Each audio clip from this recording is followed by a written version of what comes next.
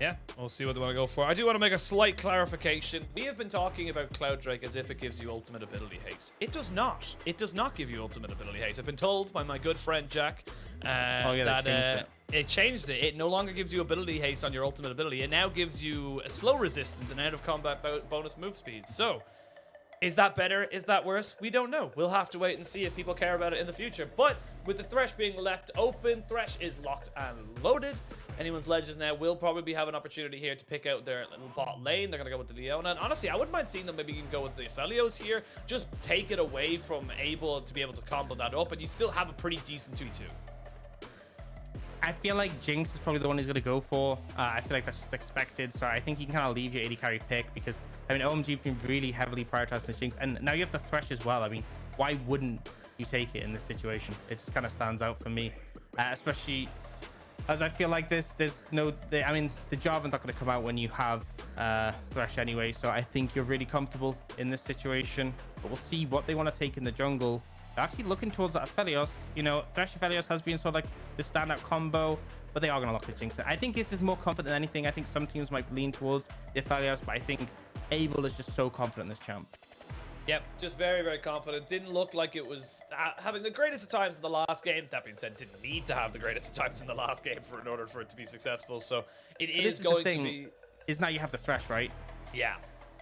Does everything you want it to do and more. It's kind of like, basically, I think we've discussed this before, why we see Jinx with Thresh and so Jinx is able to do so much, and then the Thresh just covers for all of the weaknesses that Jinx has.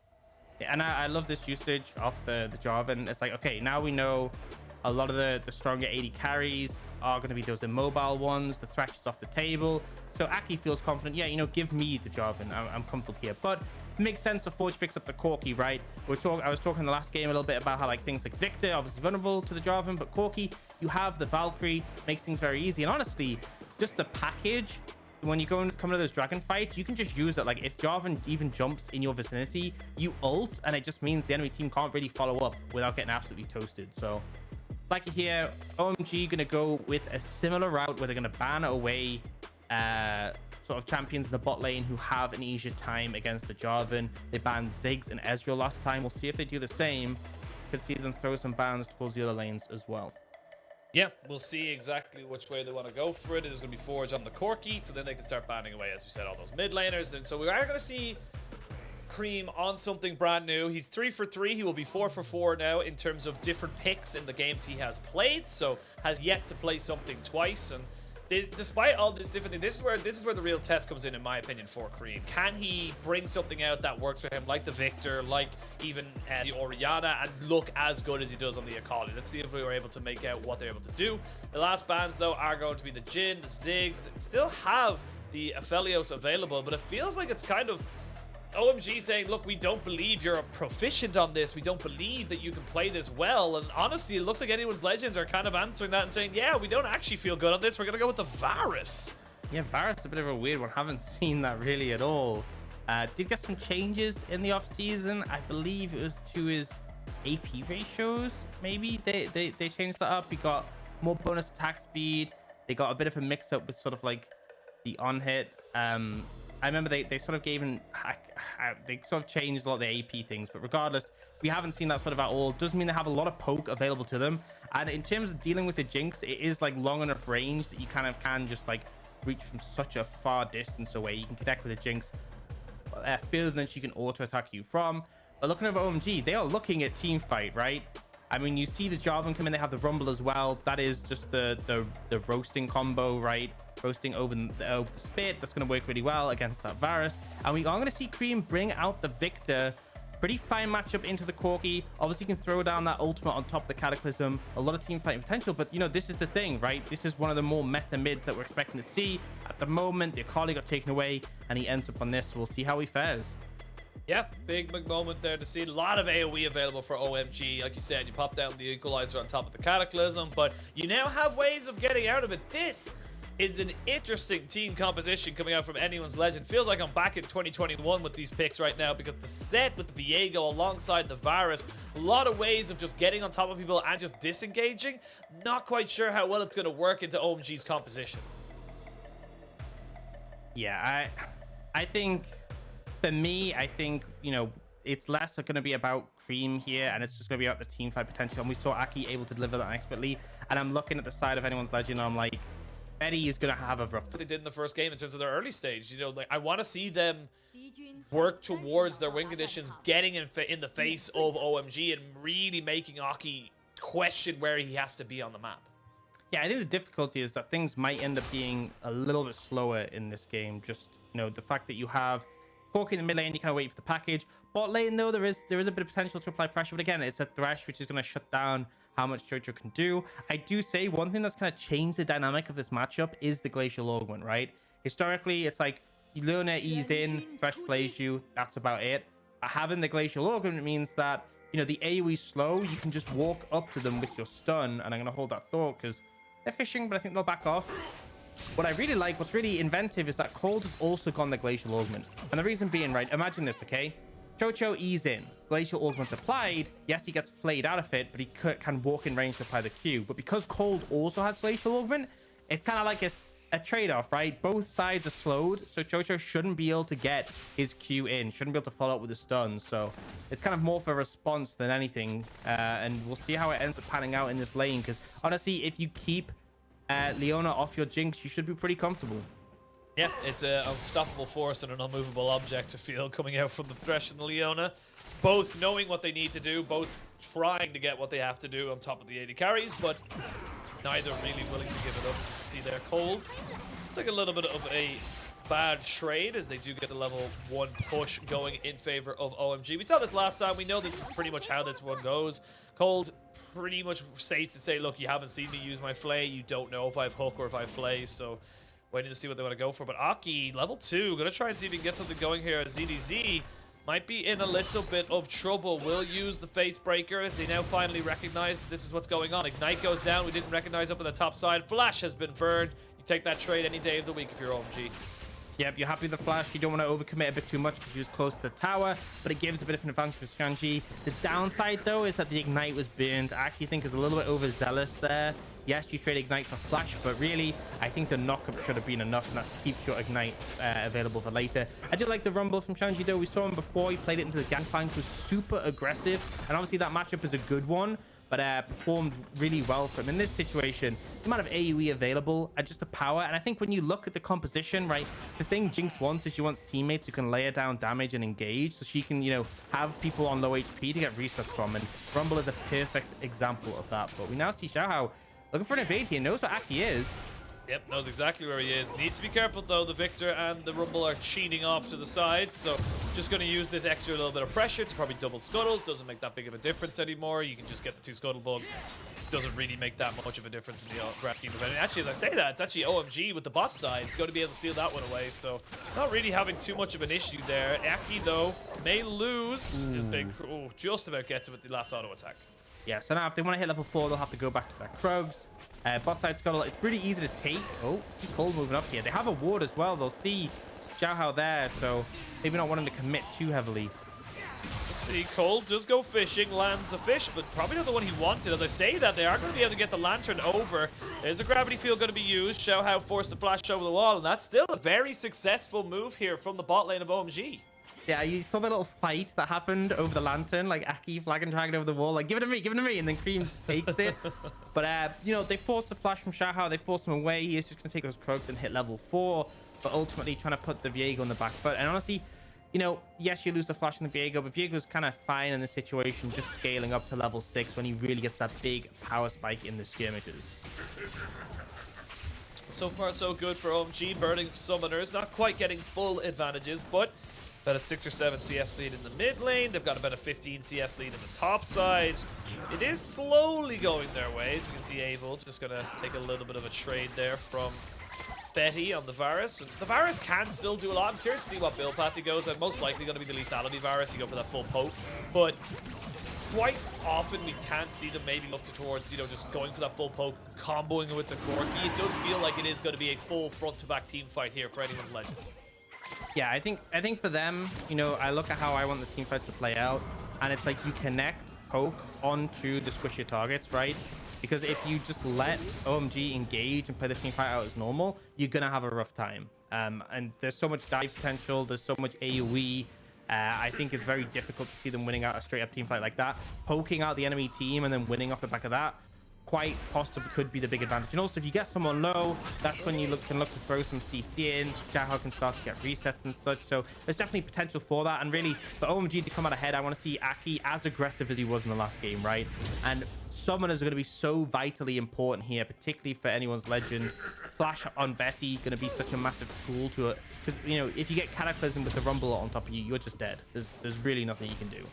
Yeah, the Bosia hot pot, as I like to call it, as both teams just feeling each other out. Will be ZDZ using his TP up on top side. That should give Shanji basically the TP advantage. It doesn't really make a big difference for free 14 minutes, but nevertheless, you take what you can in these particular matchups. And I want to see if ZDZ gets revisited by Aki, because right now he's still waiting on his flash, but flash is almost up, so that little bit of a cooldown exchange doesn't really end up meaning anything in the long term of this game. So not really as much activity from Aki. We'll see if he's able to make something work from Xiaohao either. Yeah, been pretty slow, and I think Xiaohao's happy with this, right? A slow early game means that your laners are fine. It means you're going to hit that level 6 point where you're more relevant. Jarvan has a lot of that early gank pressure. Speaking of gank pressure, he's looking towards the spot side. Hold can lantern him in, so you can tell anyone's legend already know this is coming. Yeah, flash fillet, flash gonna be used, flag and drag, knock up. Betty is dead. He will use his heal. He's just gonna try and keep himself away. As I say that, the glacial augment there from Chocho means they cannot keep pushing forward. Nicely done there by anyone's legend's bot lane. They do survive another gank. And you know what? I'm going to be critical of Cold in this situation. He had no reason to throw the hook there, right? The big thing is, right, you land the play, Aki gets in range, the flag and drag is very hard to dodge. And then even if he does end up dodging it, you can have Aki press W and that slows them down anyway. You should wait for that before throwing the death sentence out. You saw they threw their CC out at the same time. As a result, one hit, one didn't. Betty is able to walk it out. So not a big fan of how he executed on that one. I think that 100% should have been a kill. Fox coming in with the big criticisms right now of our boy Cold. I hope Dagda doesn't hear you. He's an avid fan. You know, he won't be having this blasphemy set against us. I like the flash play, but the death sentence, it's decision making. I think it's such a big thing. It's not necessarily how good you are aiming skill shots. It's decision making of when you throw it. You see often those times where you wait, like you force them to try and sidestep, and that allows you to, you know, waste more time. And I mean, we'll get to see the replay of the bot lane. So yeah, flash play here. And in this situation, right, Cold, flag and drag, and then he can W after the slow. There's no reason for you to already have death sentence. You wait for the flag and drag, you wait for the knockup to come in, and you wait for other things to slow him down. So it was just a bit overzealous, right? And even if he did connect, you're overlapping CC, right? So it's never even optimal in that sense. Well, level 6 now for Xiaohao, as the Rift Herald has been procced by OMG, but it is being contested by anyone's legend. Creme is here with Aki off to the side. They do have vision of where everyone is because of that little cheeky ward off the side. There is a package here for Forge. This could be big into a choke point, so you got to be a bit careful. Chocho misses the Zenith blade. We're going to see them moving straight away. On top of it, there is the Rumble ult going down. First blood going down over to the Sett, as they can see the fight really coming into after this. Another kill going over to ZDZ. A triple kill for ZDZ. This Sett is up and running, and not only do they get the fight, they get the Rift Herald as well. Really well executed there from anyone's legend. Honestly, just the power there, the package allowed, and really the equalizer just wasn't a massive thing. The Cataclysm wasn't even used, right? That is the big takeaway from this. You didn't even use the Cataclysm. Betty just sort of walked around the equalizer, and it was anyone's legend who pulled the trigger and were able to find the better engage, and off the back of that, will also get the Herald. So really well played coming out from them, and ZDZ just on point with this Sett. The flash to get the haymaker connection, finish off the kill. And you can sort of, there's two sides to this fight, right? So look at Shanji, throws down the equalizer, but because Aki is CC'd, he dies without doing anything. The equalizer just zones Betty, but look at just this AoE mess that comes in. ZDZ flashes to take out the Jinx. It's just one team engaging and pulling the trigger quicker and finding the right targets, right? They know by shutting down Aki, it just means that OMG don't have nearly as many tools to play with. Showstopper into the face breaker, just so well done there by ZDZ. Thoroughly deserves all 3 of those kills, and now has a gore drinker. Now is becoming a bit of a menace in this top side, and we're closely approaching that 14-minute mark where that ignite in that top side for Shanji isn't going to be as relevant. I feel like you need to make an early advantage, and now going, you know, again, essentially losing the fight to 3-0 into the ZDZ, that Ignite is not going to be as, you know, prominent now. As you can see, Forge going to be going toe-to-toe in the mid lane, actually trading nicely into Creme, maybe looking to try and get the solo kill. Will not go for it just yet. Aki was around, but Creme definitely not looking as comfortable. There is the Cataclysm. They're trying to get it on top of the Equalizer. They will get the flash in, but another ultimate. Throw more. Jojo now caught out in the wrong place, the wrong time. 2 quick kills. OMG capitalizing on anyone Legend just being a little bit predictable. And you know what? I'm just going to say it. If I was Forge, I would have gone in for the Viktor kill. That's all I'm saying in this situation. Ended up backing out, ended up playing a little bit safe. And as a result, they end up going down. Nice rocket coming in from Abel. And then the follow-up also on Chocho. So OMG answering back, getting things a little bit closer. And they are able to capitalize on that dragon as well. It won't be a Chemtech soul this time, as we have that one coming up second. OMG will for now receive that extra out of combat movement speed and slow resist, which we now are aware of. Yeah, it's a little bit of an unfortunate one there for anyone's Legend. They look like they were picking up the Ascendancy. They still are in the lead. Those extra 2 kills now going over do feel a little bit bad, considering they do go on to the Jinx as well. So you can see now with actually Xiaohao a little bit of trouble. They might try and turn this one, to be perfectly honest. They have Corki in the vicinity. I don't know if Shanji really wants this one. Ooh, almost landing the stun there. If he lands that, I feel like that's just an insta-kill. No flash available for the Rumble, but he ends up getting away with it. That's going to be the Rift Herald. It's going to be the Rift Herald, the Scuttlebug. But let's have a look at the replay here, because again, this is Forge almost getting the 1v1 kill, or even the 1v2 kill, and just decides to back away. And then just unfortunate with the amount of ultimates that were thrown at him, and then it just kind of, you know, just too much for him. Yeah, I would have valved in, honestly, and just killed the Viktor. Like, you know, Chocho's coming as well. I think maybe that would have paid out. I think, like, Viktor has no flash, and I think you just guaranteed kill him. He was so low. And then you deal with the consequences. If it's a 1-for-1, it's a 1-for-1. Obviously, we sort of have the hindsight. We kind of know what came after, and obviously it didn't end up being favorable. But either way, they still have that Herald available. Going to throw that down. It's just going to be a 2-play Herald. There's no minions available, but they will try and layer some poke down. It is going to be the crit build Corki, not the poke build, but still doing a lot of damage with those rockets. Yeah, the poke build makes sense, considering you are going for that lethality Varus as well. Again, like we said earlier, but while this has all been happening in the mid lane, you got Abel in bot side just solo pushing, getting up those plates by himself. So this isn't really a net positive for the side of anyone's Legend. They're still only about 1,000 gold ahead. So I think the big moment for them is going to be how they approach this next team fight, with first items being finished up for pretty much everybody across the board before the next dragon happens. Yeah, and I think that's the big thing is to look at sort of the dynamic of how these fights have gone so far. And obviously it's been kind of who engages first has the advantage, has the lead, but also playing around those summoners, right? Betty wasn't punished for his lack of flash, but if you get a Cataclysm on him with an Equalizer, he's pretty much going to be a non-factor.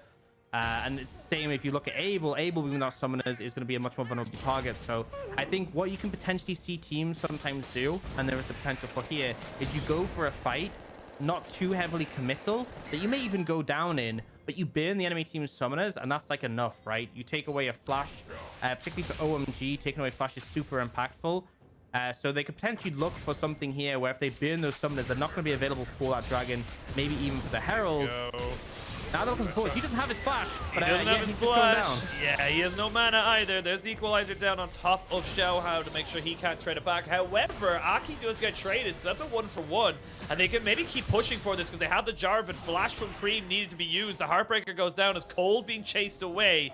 Has Moby Boots though, so should be in a pretty decent position to keep himself alive. And still a 1-for-1, so anyone's Legend's not quite out of this one just yet. You still have Execution to come out for OMG. I mean, anyone's Legend are happy here, right? Aki burned his flash, Creme burned his flash, right? The Viktor is now flashless in this next team fight. You are really appreciating that, because this is going to make things so much more difficult. And Aki as well, him being flashless gives so much more space and room to your backline carries. This play, you know, the hook doesn't quite connect from Cold. And it just makes that little bit of a difference, right? A swift hook coming in, a swift oh, and speaking of that, we are seeing a swift death from Creme. Nearly answering back with that ultimate. But ultimately, that's the thing. Like, Viktor without flash is such an easy target, and they are just going to repeatedly look for him when they get the opportunity, when they're able to. Herald is available, and it looks like Xiaohao is just going to start that one up. It's a minute until that dragon. Betty having to burn both summoners. And again, I am very much talking about these summoners all the time because it is so vital when it comes to how these fights are playing out. Betty being flashless, potentially going to be an issue when it comes to that dragon fight. And we'll just have to see who can execute better, who can punish these backline carries without mobility. Yep, it's going to be about who can get the advantage on that one. We do see a trade of turrets now in the top and bot side. Anyone's Legends getting the first turret, and of course trading as well for the Rift Herald, so they will pick up the advantage in the objectives. But with the resets coming in and the dragon spawning in 20 seconds, it is going to be a little bit more of OMG on the map first. And like you said, those big summoner cooldowns available to them. We'll see if they're able to go for it. You do have Young's Ghostblade here for Betty. He did go for it first, so able to keep himself a little bit ahead with those with the active on that, so add a little bit of extra movement speed. Betty has no real mana. This is the big thing I'm noticing right now. It looks like they're actually going to give up this dragon completely from anyone's Legend. They're looking like they're going to try and get this Rift Herald to maybe even push in topside turret and just try and trade it for a bit of gold. Yeah, I think that might be the right call. And again, you have to weigh up your odds of winning the fight when you're not set up there, you're not in position. I think often in these situations, just opting to live another day is a fine one. We do get to see it is that Infernal Soul that's going to be available, but anyone's like just happy to take the mid-tier one, and it's such an impactful tower to take in terms of opening up the map, and particularly when you're trying to land poke on champions, having the, like forcing them under their tier 2, hammering away at them, being able to disengage easily, having all the space available to move to the jungle, very appealing.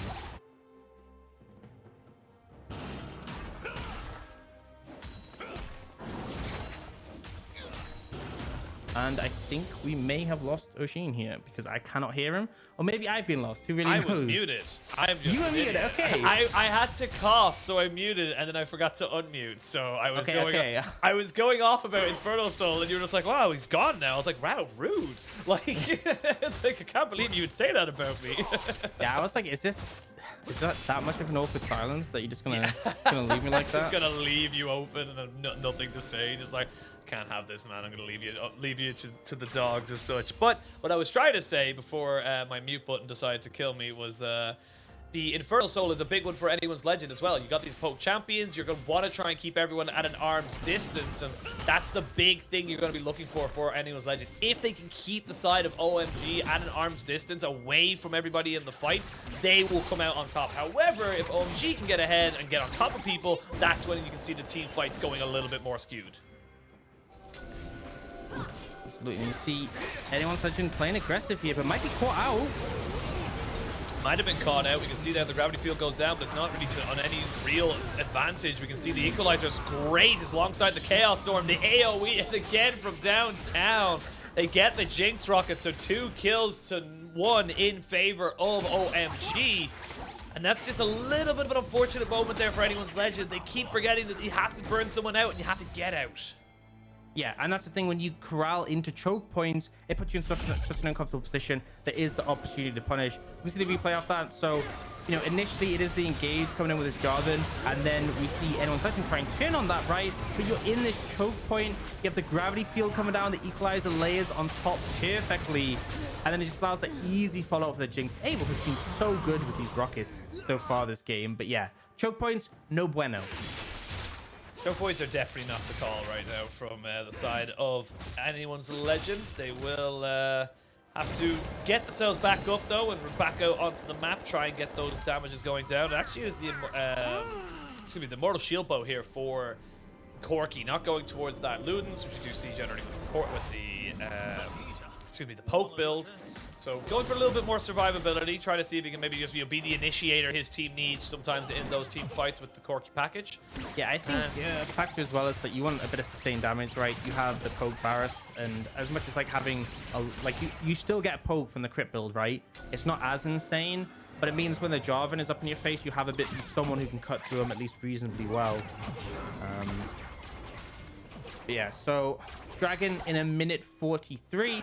Again, summoners have started to come back up from those previous incursions where they all burned.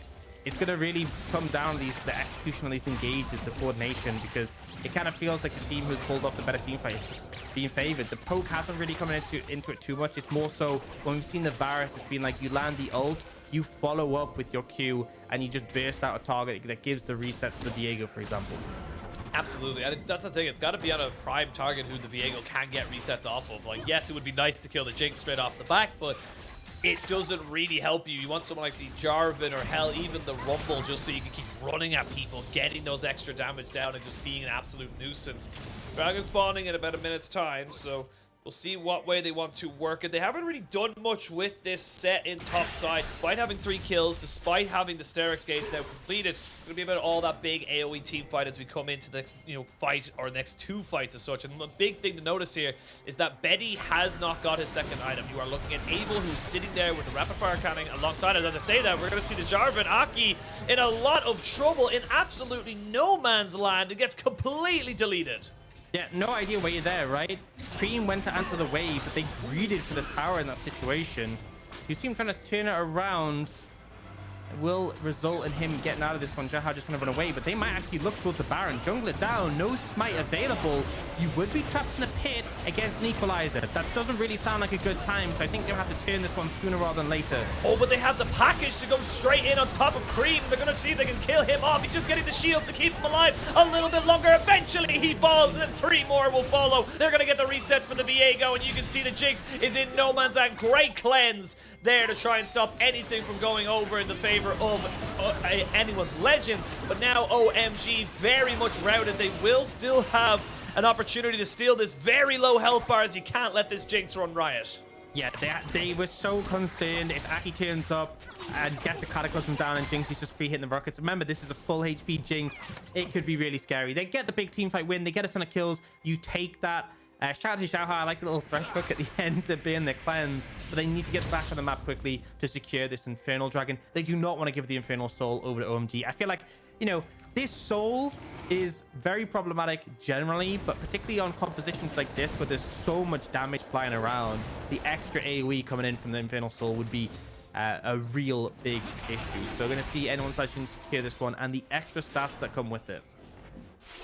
It was all a bit of a medley as well, like not having Aki there for the side of OMG meant that anyone's legend felt comfortable, felt confident moving forward with the Varus and saying, look, we can just fully engage on this because we're not going to have, the Demacian Hot Pot, coming down on top of us. So with Creme and the Jinx very much separated from this, it does feel like it's just a good opportunity here for the side of anyone's legends to capitalize. Yeah, and it feels like it looked like it could be a bit tenuous. Right. Oh, we're going to go back. OMG have started up the Baron. It's down to about 2,000 HP. They're going to see if they can burst this one down, but the rest of anyone's legend are here. The Baron secured, but the Jinx gets excited. They trade supports 1 for 1. Anyone's legend not quite in a position to turn this one back around, and it will be a nice little sneak away there by OMG. Yeah, and I mean, anyone's legend was kind of just going about there, right? You get the one fight initially, and then you have to back away from the Baron, and then you're so committed to this dragon that you end up moving too much resources down to that side of the map. And with that Baron picked up, OMG able to close the lead quite significantly, and now have this tool to play around with. I think particularly I look at that tier 1 mid, and I'm like, that is something that I would love to take down. So it's now on OMG to start really ramping up and applying things to the map. And I think a big thing when you get anyone's legend is they are so good at playing around objectives because they'll have the Corki package available, right? You just sync your Corki package with objectives you're going to play for. Great. But in this situation where your Corki package is unavailable, right, the equalizer is on a much shorter cooldown, so OMG more comfortable to fight on their terms when they want to. Even try to see ZDZ going in for the flash there, maybe trying to see if he can make something happen for him, but not to be at this particular moment. And now, Anyone's Legend, they are still ahead, about 1,500 gold, but it's not exactly ideal for them. They will have to deal with the Baron buff minions, they will have to try and keep their turrets alive. Very few turrets have been taken so far in this game. As we see, Benny gets flashed on. They drop down the equalizer. He's dead. He does have the Chain of Corruption to try and maybe trade this one back, but they're playing on top of the equalizer. Now can the resets come in? No, they cannot. As we're going to see more and more kills going over the side of OMG. And it's kind of feeling a little bit like that game 1 where anyone's actually give a good fight up to a significant point in the game, but then one mistake is enough for OMG to get in control, and this 3-item Jinx is such a problem now as the Infinity Edge has the rapid fire and that Kraken Slayer doing so much damage with the opportunity there to free hit. I think anyone's legend, they need to deal with Abel, right? If they're gonna win fights, that has to be the #1 priority.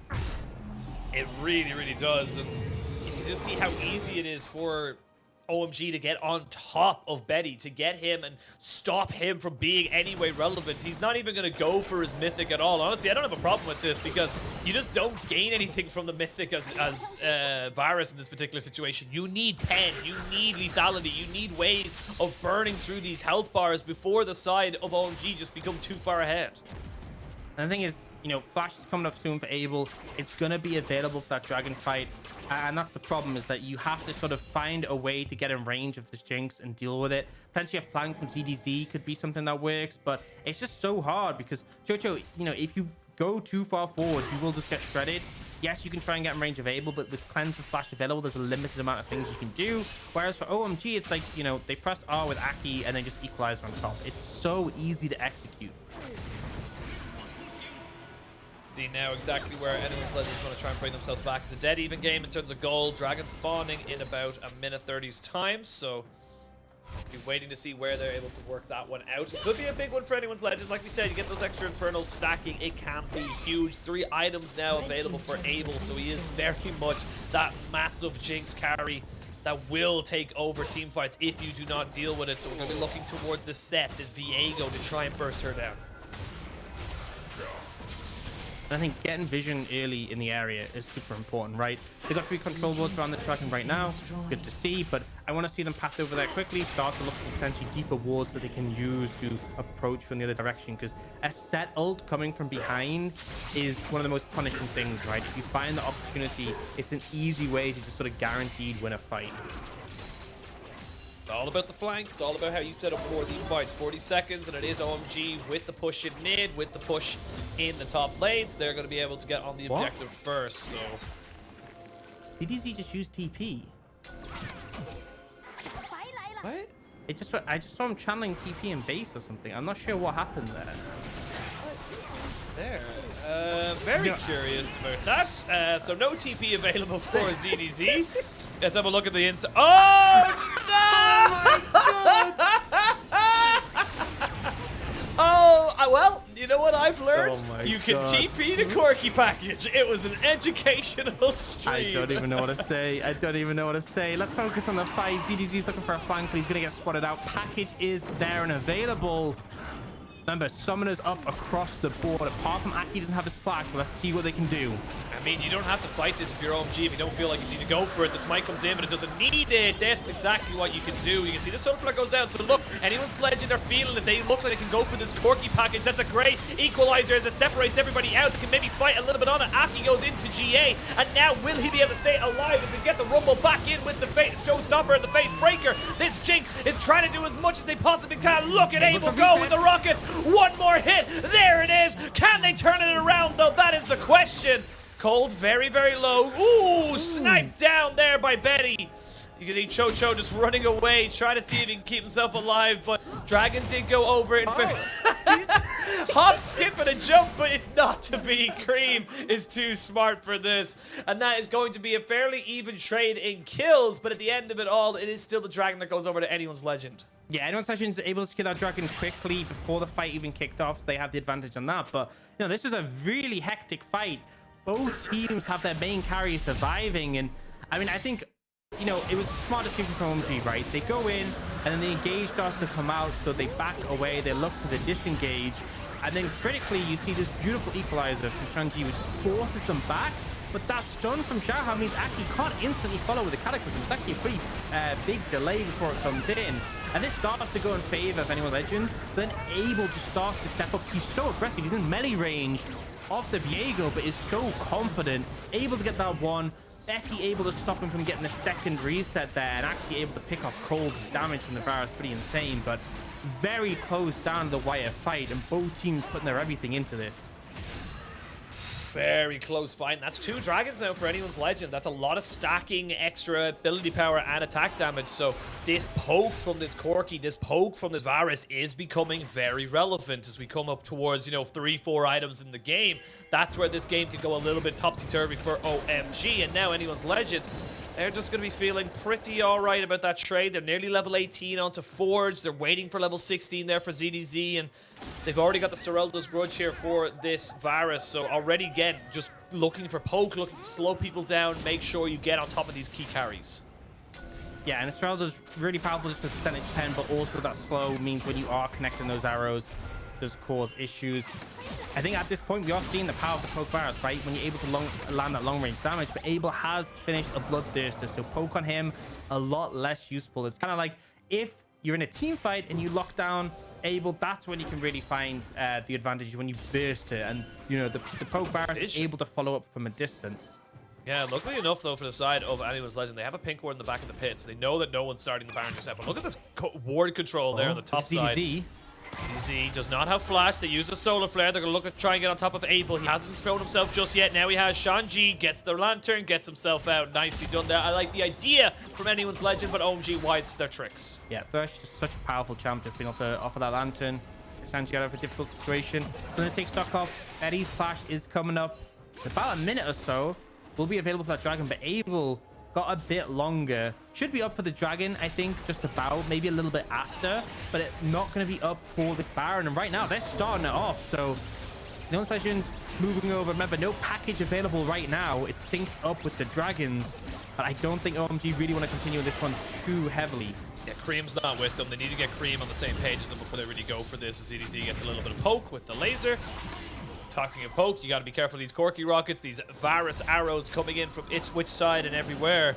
4 items onto the Corki, 3 items onto the Varus. They will become very, very relevant as this game goes on. And it feels like right now that Anyone's Legend have, you know, they were ahead. They're a little bit behind now, but it feels incredibly equal. It does feel, like you said, who approaches the fight correctly and who's able to get the key carries down.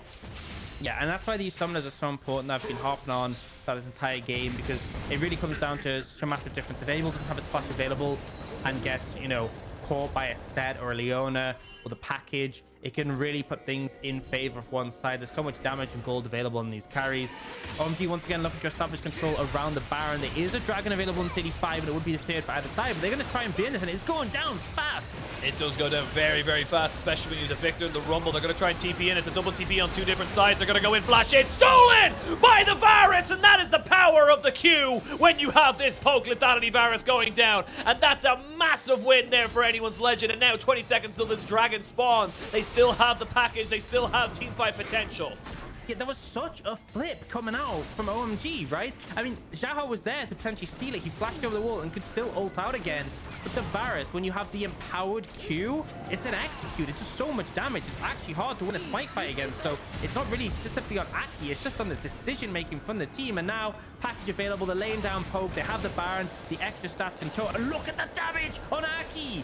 Aki can't go near this. That's going to be a 3rd Drake, a soul point now for Anyone's Legend. For OMG, they're starting to feel a bit under pressure. They didn't get the Baron flip. They did not get themselves in position to contest this. And I say that now, Creme in a lot of trouble and is deleted. Aki trying to make something happen. Uses GA and Demacia and Hot Pot to try and kill off Betty. And goes golden at the end of it as well. Look at Abel. He is the carry. He is the person who needs to be able to stay alive, and he will get resets. He will be able to keep going. The Zonia's is good, but is it good enough to keep everyone alive? Abel is still pushing forward. Will get some more resets, and he keeps OMG alive in this game. Anyone's Legend just don't seem they want to win, right? You have such a massive advantage, and they go for this really lopsided engage, and it's like, you know, what did we say? Not 2 minutes ago. You have to deal with Abel, and it just felt like that entire fight they just didn't even look at him until he started getting resets and cleaning up. It was really messy, and it's so frustrating that, you know, Anyone's Legend, they get the Baron, beautiful steal, they get the dragon, and then it's like, why are you forcing a fight here, right? The package doesn't even hit Creme. It doesn't actually tag him, it doesn't slow him, it doesn't deal damage. And look at Abel in this fight, right? At this point, no one's near him, He's autoing, still unthreatened. Okay, he does get a bit of threat there, has to burn his summons, but still he's full HP, he's not a problem. And then Forge just walks up in auto range, and it's like, oh, I have to stopwatch, because ZDZ is like, well, I have to buy time for my Corki, and Abel's like, okay, I'll just carry. It's like, the thought process wasn't there. This is another symptom of Anyone's Legend where they get an advantage and they're like, okay, look, we just got a massive advantage. Let's force a fight, right? And it's like, no, it's like, you have to think about it logically, play it correctly. Don't throw away your lead. Do not throw away your lead. Now alongside the cleanse, QSS has been picked up there by Abel. Is going to make that the final item for their builds. And look at the damage. That's a lot of damage coming out there from the Jinx. As we're hitting the 4 items, 5 items, 6 items. This is where the game gets all on execution. It's all about who's playing well. And right now, Abel, throughout this entire game, has just been on point on this Jinx. Even has the Mikhail's blessing on top of Cold to just keep them alive, keep them safe. Aki is, they know he's there. They know he's just sitting on top of that ward, so they're actually going to go straight in on top of him, and there is going to be nothing you can do about this. Honestly, they might not even be able to wait for this dragon fight. They might just be able to end right here, right now, because without Benny, your wave clear is severely nullified. Yeah, they do have the Corki still firing rockets to the wave. They just need to get that kind of minion, but it keeps getting blocked. So they can sort this out. They should be able to defend. I don't think OMG can end right now. Yeah, the minions are dead. They're not going to be able to do more, so they will have to back away. But again, it's just, this is the thing. When you have a job and when you have a Varus without summoners, it's so easy to find those engages. They're staying. They're looking for a bit longer. They do have the sustain on Abel, but Aki is extremely low. This feels a little bit risky at this point. Very, very risky. They think they can just get some extra damage down. We get this Nexus turret, they can back themselves away, but it looks like they're going to go for maybe a little bit more. Ford already taking a little bit out of the fight, but he's right beside his Nexus. He's going to be coming back as soon as he's healed up. They're going to go straight in on top of this one here. There's the equalizer. It's on such a low cooldown. Resets might be coming in, though, as Jinx gets excited. One more kill going over to the side of OMG. Make it 2. That's going to be enough to try just to sway them, though, a little bit. Anyone's Legend still pushing back a little bit more. They have the Corki, they have the Varus. Can they survive? There is the good cleanse. There's so many ways of keeping this Jinx alive, and this Jinx just cannot be kept down. There we go. Corki goes in. Forge finally finds his button, has the GA, knows he can trade it back, and anyone's Legends will survive to fight another day. They do a lot of damage to the base, but it was definitely an overstay. We're saying it was risky. They still opted to go for it, confident in the Jinx, but eventually enough people respawned. Chocho finds the connection on the Jinx. All those cleanses available, not quite enough to get you out of that situation. They go down, massive shutdowns in favor of anyone's Legend, and they're able to keep the game alive. And it's just this one here, the Glacial Augment, and then we see it slowing down Abel, and he starts to fire back. He starts to feel like, okay, this may be anyone's Legend actually going down. But again, every time these little bits of CC come in, it's more and more of these cleanses being used by Abel, and eventually we see the ult come in, and then the follow-up. It buys time to clear up the rest of them, and then we see Forge finally able to follow up in the end. That beautiful arrow from Betty just getting Abel low enough to deal with. And again, an overstay. More than anything, an overstay in that situation. Now, 30 seconds on that dragon. This would be sold for anyone's Legend. This is it. This is the fight. This has to be it. 8,500 damage in that last fight. Good God. They still weren't able to finish off the game. They are sitting on top of a ward, and I don't think anyone's Legends realize it. They're going to see them now going in and flash in. They're going to maybe try and get jump on someone. Aki, though, has to back himself away and now doesn't have flash. They're going to look for the end. They're going to try and just say, look, you can take the dragon, we don't care, but if we take your base, we win. Yeah, but Fortune just soloed this one very quickly and then TP back to probably an inhibitor tower because the next tower might be too low.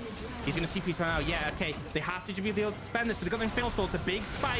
It's a bit of a pinch. It's a bit of a pinch. They've been able to jump on the people. There is the showstopper right on the Cold. They're going to be able to turn this one all the way around. Look at the damage coming out now from the side of anyone's Legend. This Jinx piece is getting excited. Abel, 1, 2, maybe get some more. 3, maybe even another one. They're going to keep him alive, and Abel carries this fight. Absolutely insane play from the Jinx. Honestly, I've got to say it felt like a bit of a flip, but Abel is just so good, able to perform, able to carry, and will win the game.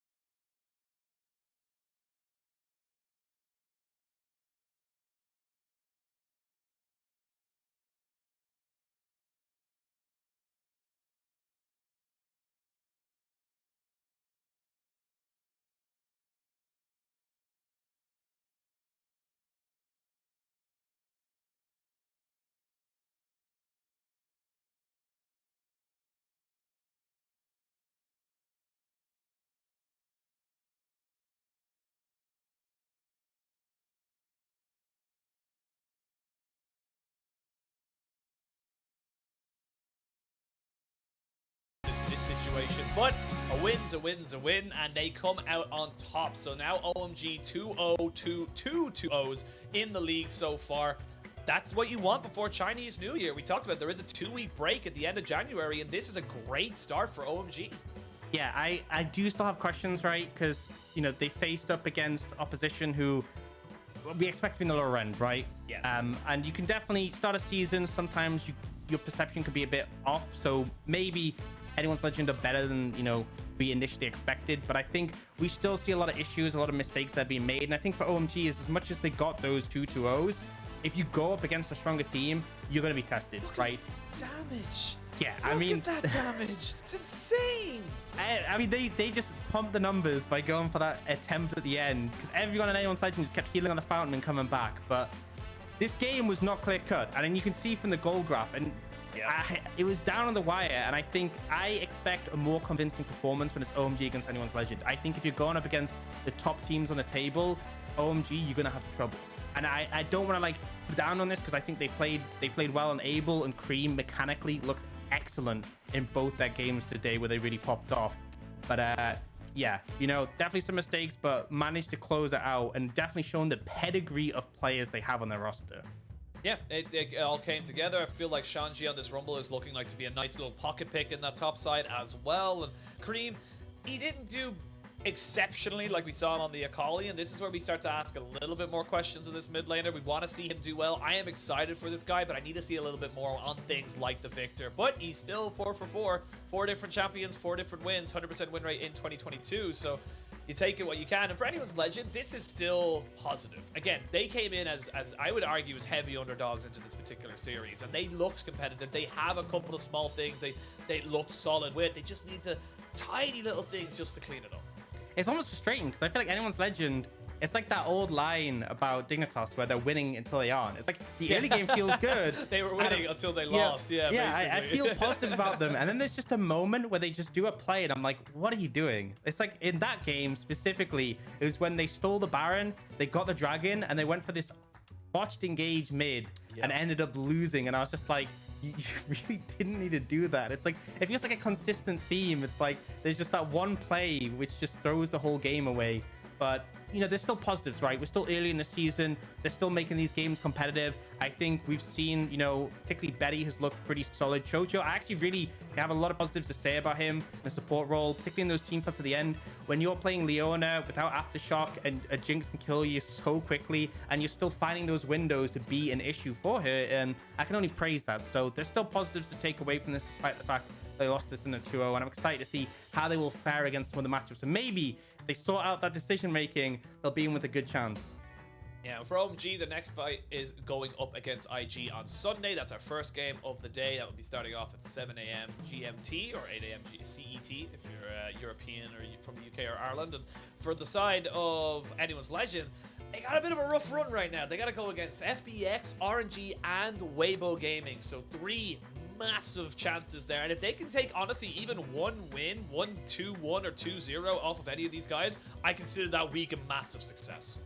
Yeah, absolutely. And I think that's the thing, is like, it's just steadily trying to prove what you can do, right? You know, and steadily just working up your schedule. You'll face some stronger teams, you'll face some weaker teams. Getting points on the board is obviously an important factor, because that's the thing, is like you'll only face each team once. So particularly when you have easier matchups, you want to try and pick up those points. But even just like proving yourself against some of the tougher teams can go a long way for confidence for your roster. Yeah, we'll have to wait and see.